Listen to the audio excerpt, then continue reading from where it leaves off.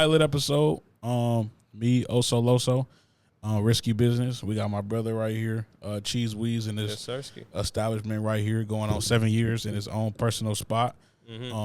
We got my brother Chasing Summer right here, award-winning producer. Come on, man. Oh shit! Award-winning producer right here. Appreciate it. Shout out Brennan, shout out Jakai, shout out to everybody a part of the Trauma Project. Hold on, you ain't say real quick. What's the name of the spot we at?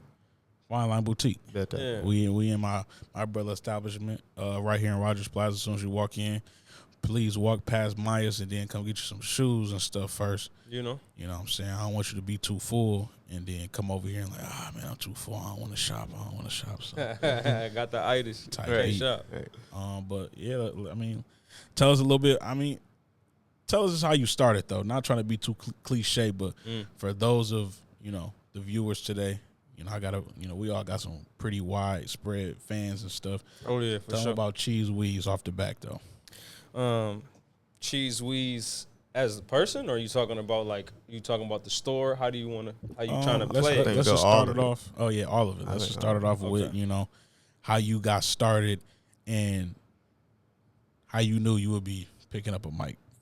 Oh, okay, yeah, that's. Let's take it way back. Okay, bet. Granville days. Yeah, for sure. So growing up, what I'm saying, my granddad was in a band. I forgot exactly what it was called. I mean, obviously you know him. He go by Larry Fontaine. We went to Atlanta together. Yeah, and he's on one of my songs. He's on it's called The Hustle. He's on The Hustle on Impatiently Waiting. He's on The Hustle. So he had instruments and stuff. He always tried to teach me how to play the piano, drums, stuff like that. But I never really got into that. I never really got into it because it was too time consuming. I was young. I wanted to play, you know what I'm saying? So I never really got into that. But then growing up, my uncle's best friend had a studio, and he took me to the studio. I think I was in second grade, maybe something like that. He took me to the studio, but I was real young, so they really wouldn't let me. They wouldn't let me rock yet. You know what I'm saying? But I was writing poems and stuff like that. So from there, I just kept writing, and then I ended up going to school with somebody who was a producer. He makes majority of my beats. He go by Gifted. Shout out Gifted. Yeah, shout out to you, my brother. And then I ended up moving across the street from him, and that made me go even harder. So once I knew he was a producer and he had a studio, that's what got me started. And then when I had my son, that's when I got serious about it. I'm like, okay, you know what I'm saying? Let me see if I can really make it work. And that's how I got started with the music. You know what I'm saying? And it actually, it's dope because it took me a lot of places and I met a lot of people. You know what I'm saying? Type shit. I met you through, fashion and music. I think it was fashion first, but the music is what got us close, how we are today. You know what I'm saying? My brother for real, right? Yeah. So that's how the music thing went. And then as far as the clothes, I've always been into fashion.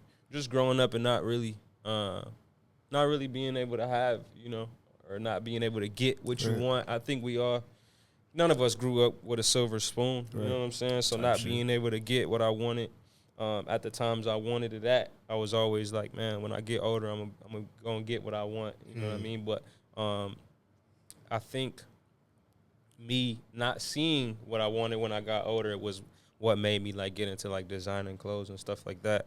You know what I'm saying? And then two, the stores not having what I wanted. I mean, we had All City Kicks, shout out to ACK if you Vic and Jay. Yeah. If you know about them, you know the type of stuff that they had, but that was I think probably the only place for us back then. For sure. That's where everybody wanted Cherry to go. and Division. Yeah. Started out there and went over to East Town. Yeah, you know what I'm saying? So then I'm like, okay, so we have this, but once we didn't have it anymore, I'm like, yo, we still gotta have fire though. I still want to dress fire. I still want to wear stuff that other people don't have, and stuff like that. So I actually started with the clothing line first, and I put it into a store that sold shoes. Fire. And then the dude decided he didn't want to sell shoes anymore. And I was like, I ain't trying to go back to the basement or the trunk or, I didn't want to take it back that route, so I was like, well, what is it going to take for me to get this store? We came up with an agreement. I bought his inventory, and then I took over his lease. And then he really didn't sell clothes. He sold shoes, but I had my clothes in there already. So I'm like, okay. So I had his inventory, which was shoes, my clothes, and then I just added brands that I like Supreme, Bathe and Ape, Antisocial, and it just grew from there, you know. Right. And now we here. I mean, let's rewind it a little bit, because I was actually just telling Shorty the other day, when we first encountered each other, when you had the shoes, we had the clothes inside the shoe spot. Oh yeah, downtown. Yeah. And me and two of my homies, we was always to leave school, and then we was like, man, let's go to this, let's go in there, see what's in there. And for sure. You had this Grand Rapids like fleece. It wasn't like a hoodie. What's it called when don't got the hood on there? Crew neck. And you had like the whole Grand Rapids on there. Oh yeah, I remember that. And my boy was like, man, I think I'm about to buy this. I was like, yeah, that shit go crazy. And then you had walked in, and then bro was like, oh yeah, this Cheeze, this is shit right here. And I was like, damn, that shit fire. So back then, let's rewind a little bit. Yeah. When did you decide that, all right, I'm about to start designing my own clothes? Man. That's a good ass question, brother. I think it was like, right around the time I had my son, bro. Right around the time I had my son, I started taking everything serious. Anything that I was passionate about, so being music, clothes, you know what I'm saying? And the homies that was around me was passionate about it too, because they seen that it was possible. You know what I'm saying? We was just making at first we was making little one-offs, just seeing who liked it, how people was taking to it, you know what I'm saying? And then once I figured out how to work the computer a little better, do designs like that, you know what I'm saying? And I started playing around with it like that. And then what I would do is I would make T-shirts for shoes. So the Jordans that I knew that was coming out, I would do that. I would do that, and then that's what really got everybody buying it. And then from there, I was like, okay, cool, I got a little buzz. And then I started doing sweatsuits and then jerseys, and then the shirt that you were talking about was a collab. Actually, we did for a pop-up at Dead Souls. You know what I'm saying? So I think it was just, I've always been able to draw, bro. I've always been able to draw. And like I said before about not being able to find what I wanted to wear or what I felt like fit me. Type shit. You know what I'm saying? And being a sneakerhead too at the same time, because it's when you get them J's or Forces or whatever, you want that T to go with it. You know what I'm saying? So when my son, right around the time my son was born, I think that's when I started really taking it serious, and you know what I'm saying, seeing what happened with it. And it worked. It worked. I can't say it didn't. You know what I'm saying? I took a break from it. I'm glad you asked that question, because I did take a break from it, but now I think before we moved the store to here, I kind of laid off of it. But then when we moved it to here, so many people was asking me about store merch and stuff like that I was like, yo, I got to start making store merch. So I started with the store merch, and then I was like, okay, I want the clothing brand and the store to be two separate things. You know what I'm saying? I didn't want it to be every time we make a piece of merch that it has to be fine line. I didn't want it to be that, because then we're kind of secluding ourselves to only sneaker stuff. You know what I'm saying? Because that's what we are. We're a resale shop, but a lot of our merch has to do with sneakers and stuff like that. But I wanted it to be more broad, so I took the FLB from Fine Line Boutique and made it Finally Living Better. You know what I'm saying? So that's tough. Yeah, so that's what we're gonna start coming out with now, which we did drop our Proud of You T-shirt. That was our first one. I got that on underneath this right now. Yeah, so that was our first one, and then we got a bunch of new designs that we're gonna do. But it's more intricate too. If for any of y'all who did buy the Proud of You T-shirt, you know that T-shirt is thick. It's heavy. It's, you know what I'm saying. The design on it is the ink is softer. It's just a bunch of stuff that's going into it now that's gonna make it better. You know what I'm saying? So collars and everything. Man, what?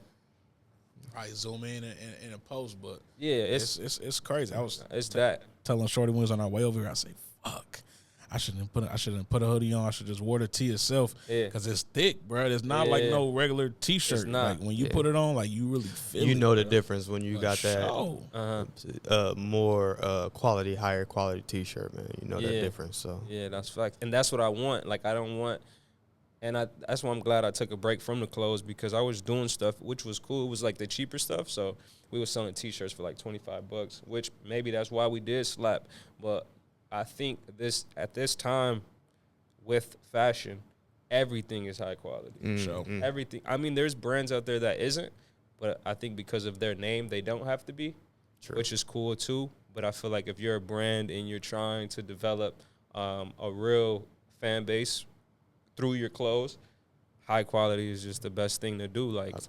You know what I mean? So I feel like at this point in time with the clothing shit, it's taking me a little longer, but I'm liking it because it's going to be all better shit.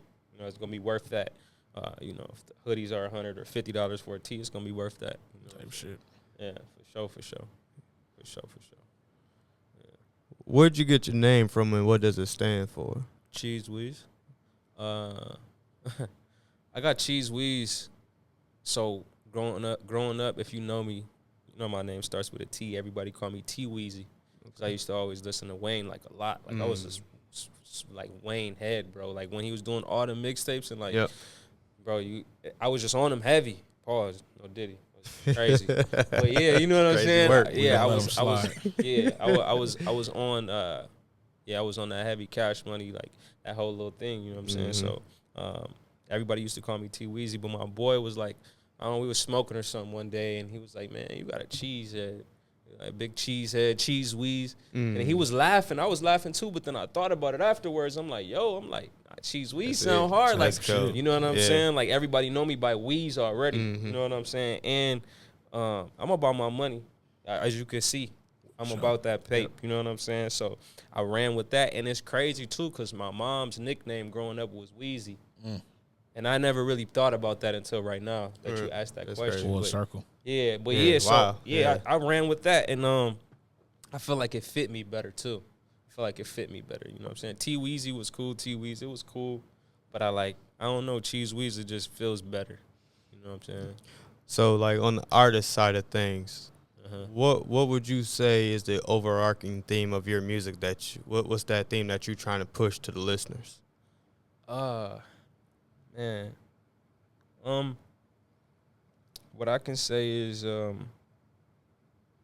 I like to give, let me see, because I don't want to say, I don't think I'm one-sided, brother. I don't think I'm one-sided, because if you listen to my music, I mean, or if you just been around, even if you just been around me, let me say that, not even if you just listen to my music, because the way I talk right now is kind of how I talk in my music. Like, you know what I'm saying? I try to give you realism through my music, but I give you everything. I don't want to just give you all my ups. I want to give you the downs and the in-betweens, you know what I'm saying? So I think basically when it comes to my music, I think what I want to do is put across to people that it's okay to be you and to go through what you're going through.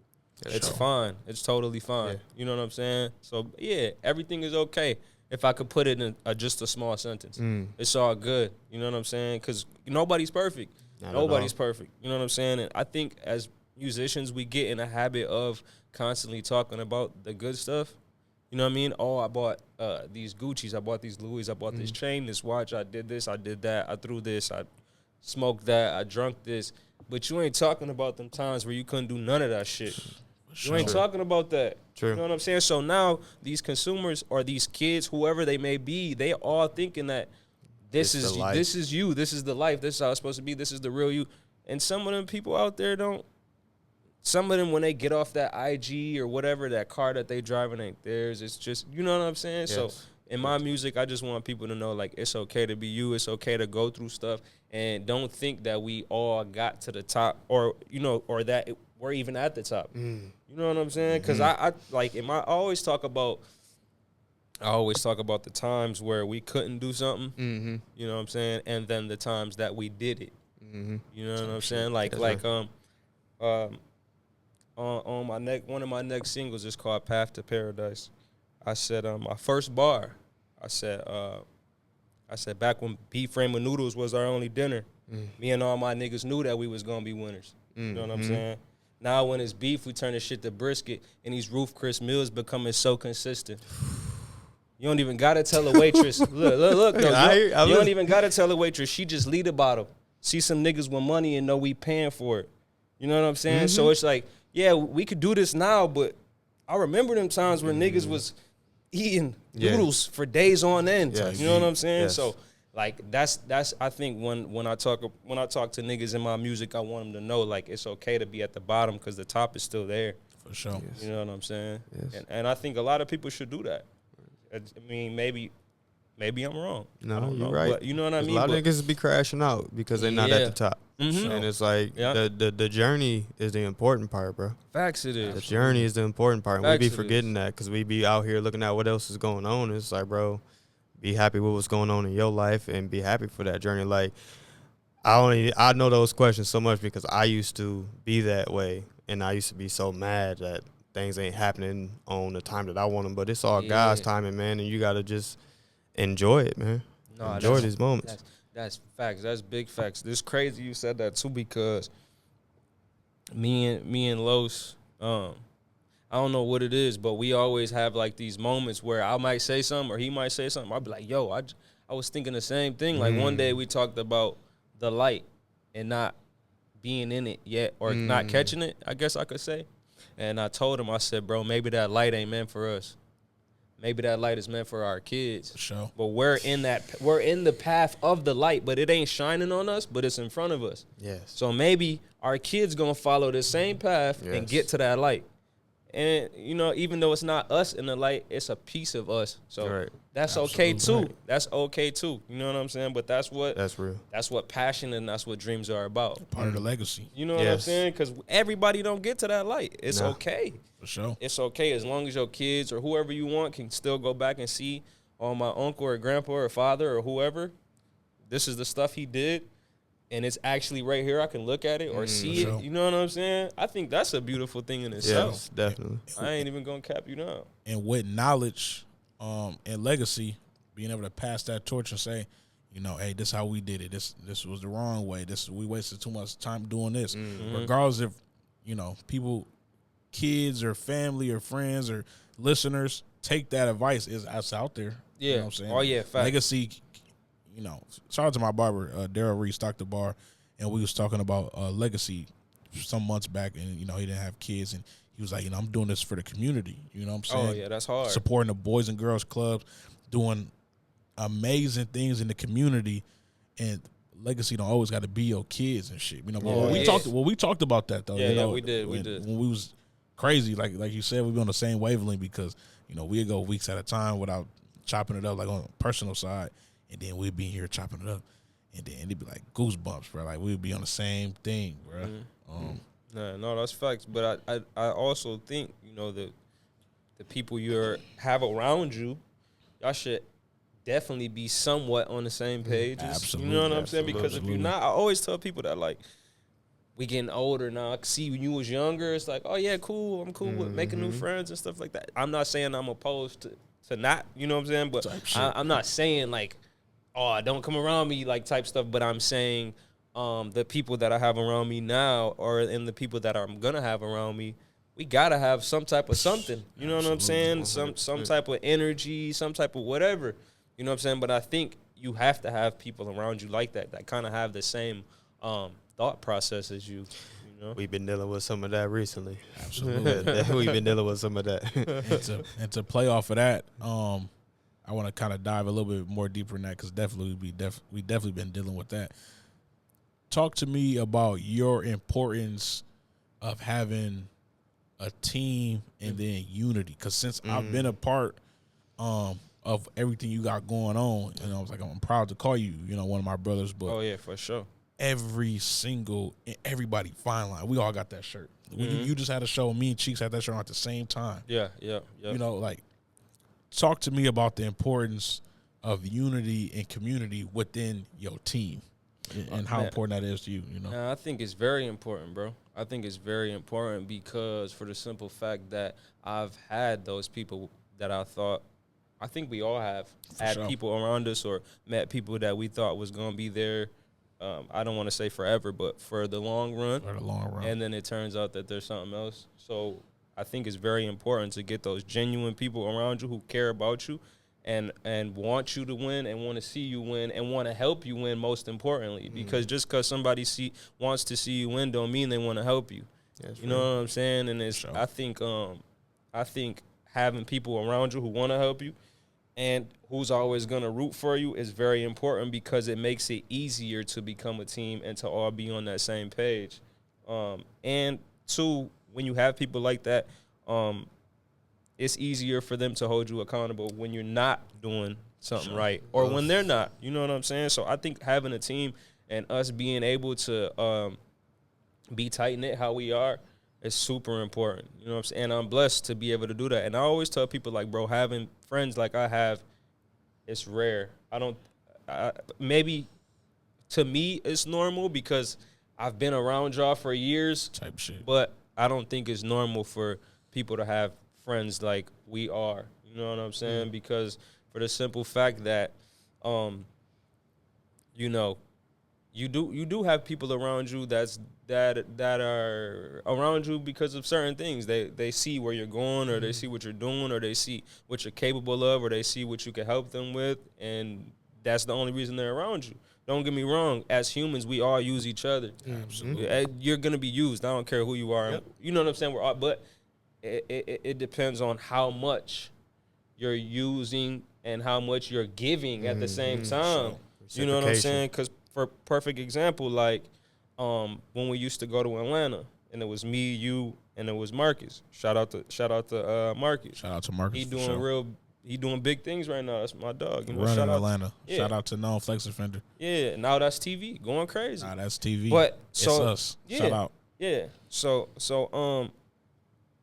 how we used to go, you know, obviously I would have shows booked or whatever the case may be. You knew that you were going to have to be on the camera. You're going to have to take pictures. Marcus knew that he was going to have to do all the recaps. And, yeah, maybe I was a dickhead and I wanted shit the next day or the same day. I would say I was a dickhead. But for me, I was like, yo, I know what these niggas is capable of.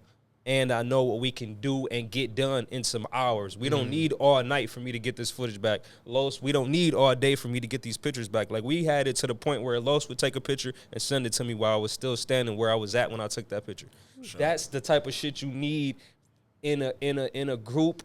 You know what I'm saying? That's tight-knit and that believe in each other, because for the simple fact that we all know we have a job. We all know we have a job, and that's the give and take that I'm talking about. You know what I'm saying? But you were willing to go with me and give me those pictures and take time off of what you was doing because you believed in what I believed in. You know what I'm saying? Sure. And everybody else, regardless if it's just the homies that's promoting or the homies that's going to the studio and giving input on that. You know what I'm saying? Like, all that shit is important, bro. It's very important. And I tell niggas all the time, like, when I talk about the shop, I always say we. I have a habit of saying we, and niggas always go, bro, it's you. That's your store. And I'm like, yeah, it's my store, but you don't see the times where Los goes to Chicago and brings me back whatever I asked for. Or when one of my boys, they go to Cali and bring me back Chrome Hearts. Or they go to wherever, Vegas, and bring me back. You know what I'm saying? So it's like, yeah, I say we because it's not just me. Of course, the customers too. Like, without them, this wouldn't even be here. You know what I'm saying? So it's like, I definitely think, bro, having people around you that believe in you and people that, you know, feel the same way you do and passionate about dreams and moving forward like that is super important, bro. Because if we can't build off of each other, I kind of don't even want to be around you. Sure. I mean, not to sound, you know, like a fucked up person or something, but we ain't, bro, time ain't going backwards. Bro. We're not getting no younger. For sure. If we're gonna be together, let's build. That's all I ask for. Let's be able to make something crack, or at least try. Right. Sure. And if it don't work, we can always go back to the drawing board. You know, that's how I feel about it. My next question is, so people like you and Guapto Speedy, y'all grind is impeccable. Like, y'all go crazy for real, like, but it also shows up in y'all music. And I was just recently talking to him about the same thing. Do you consider yourself a musician who just happens to have a business, or do you consider yourself a businessman that does music and that's just one of your businesses? Yeah, that's a good ass question, Amazing yo. question. I think personally, damn, that's a good. It's crazy you said that because, like I said earlier, I try to keep stuff separate. Mm-hmm. So I guess if I had to say, I would go businessman first. I would go businessman first because even with the music, you have to be business minded. Yes. You got to know what's right, what's right for you, what's gonna work for you, what's wrong for you, trial and error, all that shit. Numbers. So, You got to know numbers. You know what I'm saying? Like, if you're throwing a show, you got to know, okay, I got to sell this many tickets for me to break even. I got to sell this many for me to get profit. Y'all need to be listening to this if you're trying to be an artist, period. Because a lot of people so many people don't think about these things. They just want to think about the music. And then it's like when you start talking like how you talking, they be like, ah, man. And it's like, as a creative myself, like, I get it. Like, it can be a turnoff. But, bro, like, you can't do one with the other, or you're going to be a slave to somebody, bro. Like, we got to get it on our own, man, because they trying to take it from us, for real, for real. No, that's big. That's big fact. So, I would go business. I would go businessman, bro, because, it's just so much. It's so much more than just you going to the studio and making a song. It's way more than that. And I think the more you think about the business side of it and number crunching and all that stuff, I think the better off you'll be as far as, like, trying to make some type of money back. Because then you're not just going to do stupid stuff. You're not going to go and buy a $1,000 beat if your budget is $1,000. You know what I'm saying? Like, okay, the studio is $75 an hour. Okay, I got to make sure. Okay, let me break it down like this, and this is real talk. So, studio I go to is $75 an hour, right? Let's say I want to do a project, and my budget, let's say I give myself a budget of $5,000. My budget is $5,000, right? Okay, so I go to the studio. An hour is $75, right? So I want to do a 6-song. I want to do a 6-song tape. I'm gonna do 12 songs, but I'm gonna keep 6 of them, right? So my job at that studio is to do them 12 songs in them 2 hours. Why? Because when you break it down, you're not paying as much as you think you are. You just paid $150, but at the end of the day, you really only paid what? It's less than $15 a song. Technically, because you broke it down, right? By song. So boom, we spent $150. Okay, now we got to get stuff mixed. You might be paying, let's say 12 songs. You might be paying $1,000. Okay, so now you spent what? $1,150. Yep. You know what I'm saying? $1,150. That's to get stuff mixed and mastered. Let's say you want to do some covers. Your covers might be $100 a piece, $200 a piece, depending on who you're going through. Let's say you do 3 of them, that's another $600. You damn near at $2,000 now. Okay, let's say you want to do some merch for your shit. Now you take $1,000 off the top, so now you're at what, $3,000? You got $2,000 left. Let's say you want to do a couple videos. You say you want to do a couple videos, you find somebody, usually $600 a piece. Let's just say $500 a piece. Now you're at $4,000. You got $1,000 left over for promo. That's your rollout. You know what I'm saying? But if you don't know that, you're going to be fucked, and you're just going to be spending money all crazy, bro. And then when you look back, you're like, damn, I spent $10,000 and I don't even have a single out yet. You know? And another thing, too, is I'm a victim of this, is getting on a calculator and doing all that math and like, yeah, I can do it. But it really take, for example, studio, got to contact the studio. If they don't already have an in-house engineer, gotta get an engineer. If you want to do merch, now you gotta go find somebody who can go find the merch go find the t-shirts or hoodies you want. And if they don't have designers there, you have to go find a designer. And you gotta find somebody to mix it. Like, people don't understand, it's not just a calculator. And like I said, I'm a victim of that. You really have to stick by and go through that whole route. You know, so how many tapes you got out? Like 4 or 5? I think I got 4. I got 5. 5 tapes out. 5. And I also want to get into, he dropped the movie too, but we're going to get into that later. Listen to this, though. You know what I'm saying? Like, really take the time and really start branching out and networking and just meeting people really, like, change your whole life and trajectory. You know? Like, when I met him, I was doing, like, landscaping, want to do travel.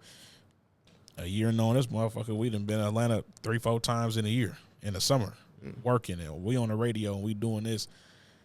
So yeah, it is very important to stick by that schedule, discipline in that system, and really keep doing that over and over and over again. Even if you ain't making that $5,000 back, how bad do you want it? Yeah, that's what it does come down to that. It comes down to that because let's just say even the store, perfect example. There's weeks where we don't make no profit.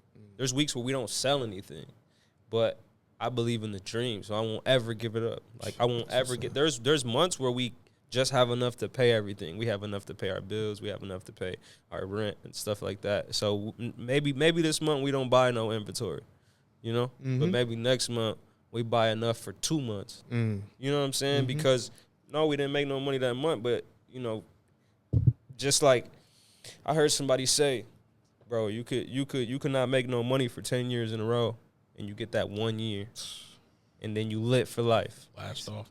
Bro, that's all it takes. But it's you having the faith to walk in that path and know one of these days I'm gonna stumble upon that gold block I've been looking for the whole time. You know what I'm saying? Definitely. Because it's like you said earlier, it's easy for people to be like, man, I ain't about to spend all that money and not make nothing back. Yeah. You know what I'm saying?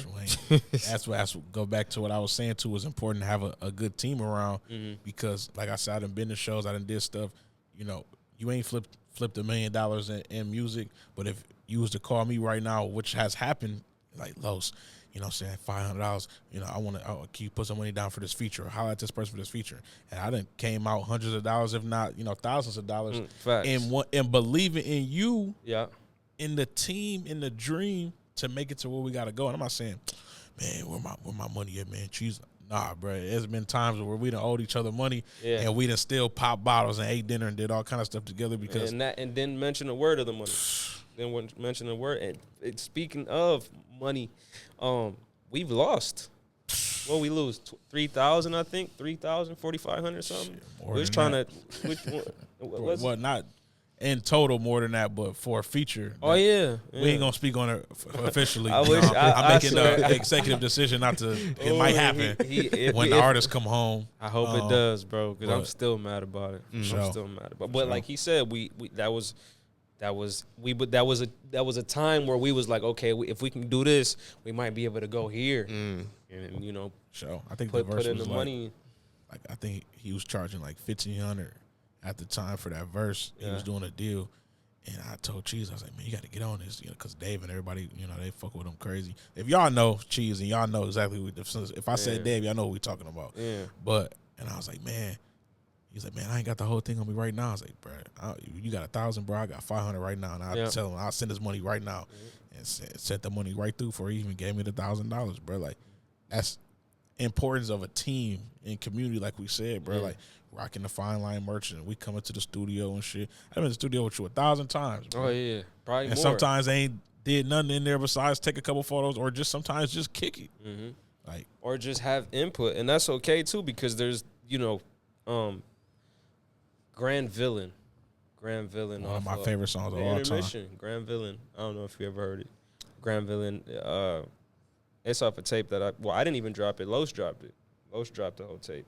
But I hated that song, bro. I hated Grand Villain. And it's the biggest song on that project. But that's because I had people around me to tell me, no, nigga, you got to put that on there. That's the one.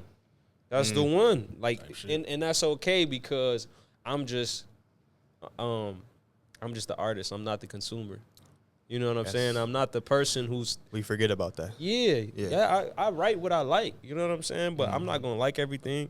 And some of the stuff that the consumers like, I might not like. Type shit. But that might be one of them ones, though. Yes. You know what I'm saying? Yes. So that's why you need people around you like that, too. And people around you to tell you if it's some bullshit. Yes. Like, bro, that ain't the one, bro. Come on. That's crazy. And people, don't be scared to tell your people when it's not the one, bro. Constructive criticism will take you far away. Bro, that's one thing about me. I'm funny. I hee ha ha. But when it comes to, I ain't gonna lie, I'm gonna crush your dreams if it come down to it, because I know what you're trying to go towards, and I'm not just gonna let you throw yourself out there with some bullshit when I know you could do better. Right. You know what I mean? I'll be quick to tell you, hell no, bro. Come on, bro. We ain't doing that. We going back to the drawing board. I'll even help you. You know what I'm saying? I might not know a lick of what you're doing, but tell me what I can do to try to help you and make this shit better and the rollout be better. You know what I mean? Type shit. Yeah, people need people around them like that because I done heard some bullshit.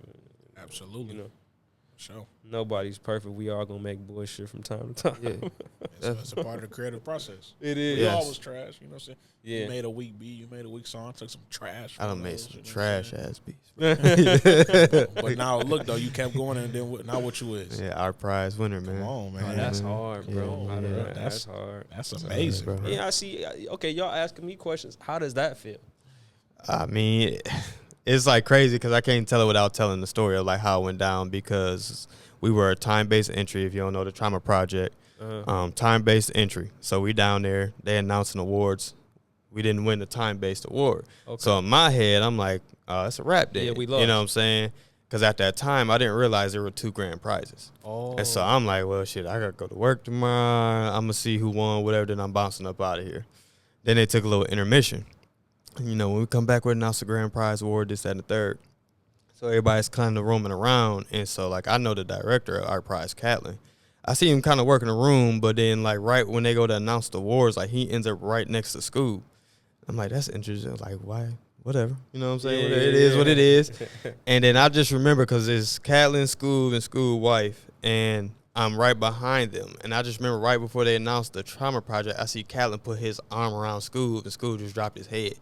And I'm like, wait, what? Like, and then it's like, yeah, the Trauma Project. And I'm just like, get the fuck out of here. Like, going crazy. And it's like, it's funny because it's put the video right here somewhere. Hey, yeah, it's a video. Like, the video on my Instagram page is funny because Speedy was there, but he wasn't biased because Speedy on the album too. Yeah. But in the video, like, you can see him because when he told us about his perspective of the situation, he was like, I'm sitting over here talking to somebody, and then I hear a bunch of hooting and hollering. I'm like, hold on, that sounds like some niggas. And so, like, in the video, though, you'll see him from the corner. He's walking kind of with a what's going on look, and then you can see he realized because then it go from walking slowly to, oh, them my people, and then you see him run, and then he bounced back out of the video, and then he popped back up at the end. So, like, that shit was funny. But, like, for me, like, it was just real personal for me, like, because, like, my family, like my brother was in town to see the Trauma Project. My pops came out. Like they've always known that this was a dream for me, but they never got a chance to see up close and the shit that I do and I'm into. That's hard. And then afterwards, we going out celebrating. We went from Flanagan's and then went to AC Hotel. And it just so happened my mom was in the AC Hotel, like just out of blue. Like I see her husband or whatever. And he's like, yeah, your mom over there. And dog, in the middle of AC Hotel, I ran to my mom and I hugged my mom. Me and my mom don't have the strongest connection.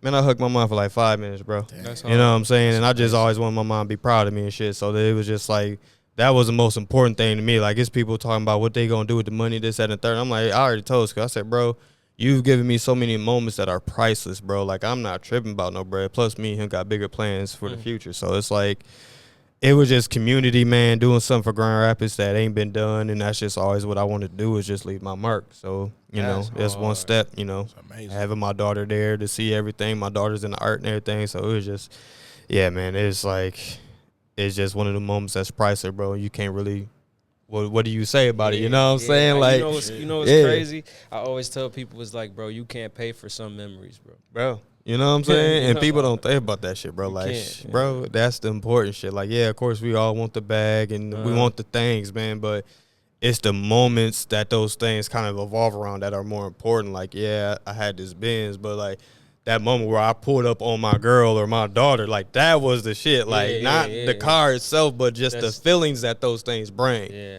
And that's what we got to focus on, man, is what are we trying to bring our loved ones and our friends? Because that's what if you're not sharing it with nobody, what the fuck you doing? Yeah, no, that's hard as a bitch. That's hard. I didn't know it was like that. That shit amazing. Yeah, but then it was just like, shit, he talked to us after we did the street, what's the name of the, when the podcast we did, Street. Oh, Street Soldiers? Yeah, Street Soldiers, my bad. Forgive me. Shout out Street Soldiers. But yeah, he kind of talked to us outside about it. And Jakai was kind of saying the same thing. He was like, I mean, it was appreciative, but like, we want that Grammy, dog. Like, that's what we coming for. Like, this is like an art thing and this school thing, and we're grateful, but dog, niggas want that Grammy. Yeah, like, I'm trying to bring a Grammy home. So yeah, no, that's hard. Music is my life, so that's my thing. So and that's when I knew he was different because, like I told Jakai, we had like a little double date probably like the week after, and he was we was just talking and shit, and I was like, man, these motherfuckers won something that 90% of people would just be done and over with, and they talk about this ain't enough. We need a Grammy. Yeah. How you win a grandeur at the art prize, first artist, first music, and hip hop at that, win award, and y'all talking about the Grammy? Yeah, bro. Is that not crazy? Are you guys the first people from here to win it? No, some people from here have won. A couple people. One person, I believe, one person from here won the full grand prize. But a lot of people from Grand Rapids do not win art prize. Okay. So I mean, it's very huge. And then, like I said, with the whole collaborative, man, and then just that night, not even the night we won, the night that it went down, like it was just legendary, bro. You know, this whole thing was just legendary. So, yeah, big shout out to School for once again putting that all together, man. Because, yeah, bro, it was just so much incredible. And then just with, I mean, you're a rapper, so you understand, especially in the city, like, niggas not really, it kind of get clicked up, but at the same time, everybody want to be that one. So a lot of people had to put that ego to the side in order to make this work. And so this is something that, you know, a couple years ago, you probably wouldn't see that happening. Because a lot of niggas like, nah, bro, I'm trying to go on my own way. But I'm happy that a lot of people were able to put their egos down to be like, this is for the greater good of the community, of the city, of our people. You know what I'm saying? So, absolutely. Yeah, bro. Yeah, that's tough. I ain't going to lie. Because I always tell people, like, if I could explain our city, I always tell people it's like a big high school. You ain't it's like, nah, we don't rock with them people over there because they always wear black hoodies. Man. We wear blue hoodies over here. Bruh. It just be a lot of weird clicky things, you know. Weird shit. But I think when people do come together and people do support what you're doing, it's very powerful, bro. Because then you can show other people like it's okay to collab with people, bro. Yeah. It makes it even better when you do that because now all you guys' fan bases are coming together. And it's just because it's so crazy on the music scene because it's like if you look at the Detroits, if you look at the New Yorks, if you look at the LAs, if you look at the down south, so what did they do? Like they might have beef in their city, but you ain't about to dare come to this bit talking crazy. We clicked up when it come to that. And so it's just like, you know, definitely wish, I definitely hope we can keep that momentum going, bro, because we're talented as fuck, bro. Very talented as fuck, bro. And it's just like, but I definitely feel like a change is coming. Like it's a new guy coming. I was with my homie Trizzy Trey, not too long ago. Yeah, shout out to the homie Trizzy Trey, and we were just talking about it. He was like, bro, where did Jakai come from? Where did Lil L come from? Like, where these cats come from? And I'm like, bro, cats just been kind of doing their thing, but they ready to pop out now. So it's like, I hope Cats is ready, but it go back to a lot of what you said. Cats being committed and being disciplined, because you can have all the talent in the world. It don't mean a hill of beans if you're not willing to put the work in and learn the business. So that's fact. Same thing with like the LeBrons and the Messis. Bruh. It's so many people better than them dudes, but they ain't had it. You can't beat LeBron effort. You can't beat LeBron work ethic and Messi work ethic. Them getting up at 5 a.m. and man, that nigga Kobe, I seen a podcast with Kobe, man. That nigga said his schedule was he woke up at 5, went to the gym, left at 7 to get his kids to school, went back to the gym, would get off to pick his kids up for school, go back to the gym, then come home to have dinner, and then have another workout before he go to bed. Come on. That's you know what I'm saying? How could you beat that? Bro, that's what I'm saying. And then he broke it down in like high school. He's like, he knew other people was better than him. So he said, all right, this summer I'm working on my left hand. All right, this summer I'm working on my post game. And he said before you know it took him like 2 years, and he went from like not even being ranked to being the number 1 hooper in Philly. Like, come on, bro. Like, it's crazy. I love that pod. I watch that podcast still, bro. Yes, like Kobe was dropping gems in that joint. For sure. But yeah, cats don't have the effort. Winning DNA. Shout out Fat Joe in the interview I just watched with. Oh yeah, you told me about that. Sharp. I just finished it this morning, bro. Great interview. But like you just said, winning DNA, bro. Like, you know, he said this about everybody. Like, whether you a plumber, you a mechanic, you a superstar on TV, most of us all got that winning DNA. And if we mix that winning DNA with that hard work and that finesse, and what you can be is anything. Bro. Yeah, it's really no ceiling on top of what you can do. For sure. That's fact. And I for sure, I think both of y'all got it. Excuse me. I think all three of us got it. Oh, I just want to give say, y'all. Nigga, I about to say, nigga, you you hustling. You out here hustling, bro. I got my brothers right here, so I just you go crazy too, bro. But y'all very talented, bro. You know, I mean, we in your store. Nigga, you the reason why we here right now. Yeah, type facts. beat. You know what I'm saying? Shout out to all of us, then. Right, Shout out to us shit, tonight, nigga. man, bro. Yeah, no kizzy cap. And I don't know, man. Just it's amazing seeing y'all. You know what I'm saying? Like I was giving Brendan, and then our conversation we had, and I was saying about you and Oso. Mm-hmm. I gave Oso his flowers. I told him that we had talked, and then another big motivation for me is y'all. I mean, we ain't millionaires. You know, so y'all take care of y'all kids. You told me you didn't pick up a position at a job you didn't even want to work at, but you want to provide for your family in a different atmosphere. Like how many? You got mad outlets of income. Yeah, for you know sure. what I'm saying? For sure. Extremely, extremely talented. Hustle was on another level. And I blame COVID. I do blame COVID. The reason why we ain't we was turned on a tour bus in the mansion or something in LA. Yeah. COVID, you a hoe. Okay. But I do. I wasn't there, but I remember he was telling me about shit. I'm like, yeah, these niggas out here moving. Yeah. shit damn near. Crazy. When I think about it in perspective, that shit damn near beat me up sometimes, bro.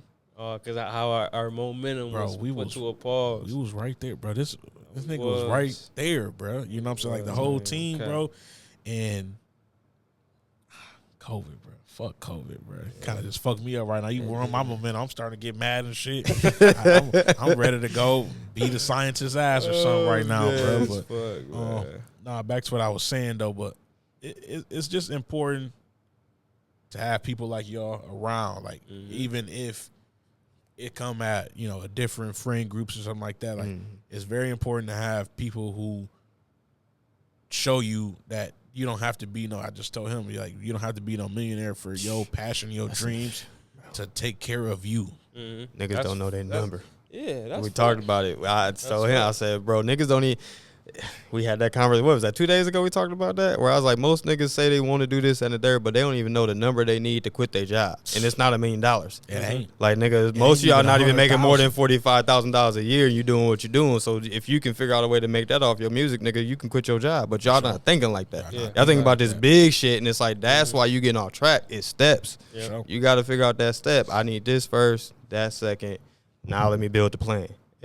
Thinking too big will drain you, bro. Thinking too big or thinking too some of this shit real black and white. For example, like my coworker, we was talking about hitting the lottery, and he was like, "Man, if I hit the lottery for $1 million, we'll have to still go to work." And I was like, "I mean, going to work at that point is a choice." He's like, "Yeah, man, that's $1 million ain't enough to live on." I was like, What do you do with that $1 million? "Fuck that, though, bro. If you make $100,000 a year, it take you 10 years to get that to to make get the $1 million. million. And you really, So if you making 30,000-40,000, it's gonna take you over 20 years to get $1 million. So why do you think $1 million is not enough? I think we overthink, bro. Yeah, you we do. because you live. Majority of America is living. I'm not Paycheck gonna say to well, paycheck. but paycheck to paycheck, 40,000-50,000. That's facts. That's facts. Knowing your number is very important to keeping your dream around. There's so many people right now that, rap and make music, and they don't got to go to a job. You know what I'm saying? They don't have to do that because they know their number. They know, okay, well, I got to have this many sessions. I got to paint this many pictures. I got to, sell this much clothes. Or, bro. Yeah. What the human mind and body can do is next level, bro. Yes. And, great example of it right here. Wow. That shit crazy, bro. No, it is. I feel like at the end of the day, people just gotta tap in with themselves and believe in, because I forgot who said it, but somebody was like, it's about taking risks. Yes. You know what I'm saying? It's about taking risks. If you don't take risks, then you'll never know what you could have done or would have done. You know, just like the other day I told Los, I said, man, like he just said, I just started a position at a job. I haven't had a job in like 15 years, bro. Wow. But I have a goal that I want for my kids. So I was like, okay, I'm gonna try it. You know what I'm saying? And I told him the other day, literally, I think it was Saturday? Friday. That was 3 No, that was Friday, right? Yeah, that was 4 days ago. Yeah. I told him, I said, bro, I think I'm about to quit. Like, I've only been working there 5 months, but I told him, I was like, I think I'm about to quit because imagine that stuff. It's taking too much time away from my dreams. I'm putting so much work into somebody else's dreams, and they're capping me. They're telling me, I'm going to pay you this much for the hours that you're giving me. But had I not been here, I could have made how much ever money I could have made that day. I'm not going to cap myself. You know what I'm saying? So I'm not telling people out there to go quit your job. But what I will say is, if you do have a job and you do have dreams, use that money from your job to chase your dreams. For sure. You know what I'm saying? Until you get to the point where your dreams are making money for you not to have that job. Yep. You know what I'm saying? It's okay to have a job. 9 to 5 is perfectly fine. Absolutely. Yep. I just think as an entrepreneur or as a dream chaser, sometimes we don't have enough time in a day to chase those dreams, and then you put them on the back burner, and before you know it, you're 45, 50 years old, and you like, whoa, these 20 years I let go past, I still haven't done nothing with my dreams. And don't get me wrong, you're always going to have those dreams, but chase them while you can. That's Absolutely. how I feel. You know what I'm saying? Chase them while you can, and that's why I was just saying it's about taking risks, bro. Absolutely. Sometimes you take them risks. You can always get another job. Right. You know what I'm saying? If you needed to. Right. Yeah.